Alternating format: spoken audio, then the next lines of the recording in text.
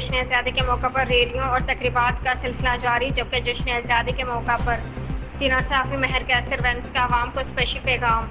Report कर रहे हैं चरियोर से हमारे नुमाइंदे आसिफ भट्टी। जी आगाह कीजिएगा आसिफ भट्टी, क्या तफसीलात हैं?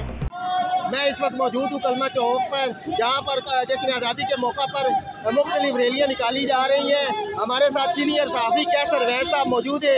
आइए जानते हैं कि वो क्या कहना चाहते हैं। बिस्मिल्लाहिर्रहमानिर्रहीम। आज जैसे कि आपको मालूम है कि 14 अगस्त यौम आज़ादी का दिन है और ये हमारी बहुत ही कुर्बानियों के बाद हमें पाकिस्तान हासिल हुआ है। और ये 14 अगस्त जो है ये हमारी ईद से कम नहीं होता और ये हमारा ईद का दिन है और हमें इसे जो है जोश व खरोश के साथ मनाना चाहिए।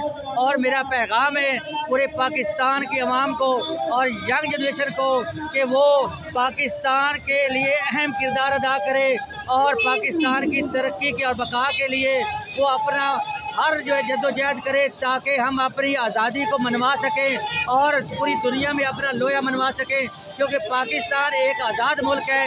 जैसा कि आप देख सकते हैं इंडिया के अंदर जो है अपना कश्मीर के अंदर जैसे इंडिया ने जहरीत की हुई है और उनके लिए हम जद्दोजहद करेंगे और कश्मीर के लिए हमारी जान भी हाजिर है और कश्मीर के लिए तन मन धन हम हर लिहाज से हाजिर हैं और इंशाअल्लाह ताला कश्मीर भी पाकिस्तान का हिस्सा बनेगा। जी सीनियर सहाफ़ी कैसर वैंस साहब का कहना था कि कश्मीर पाकिस्तान का हिस्सा है और इंशाल्लाह कश्मीर पाकिस्तान का हिस्सा बनेगा।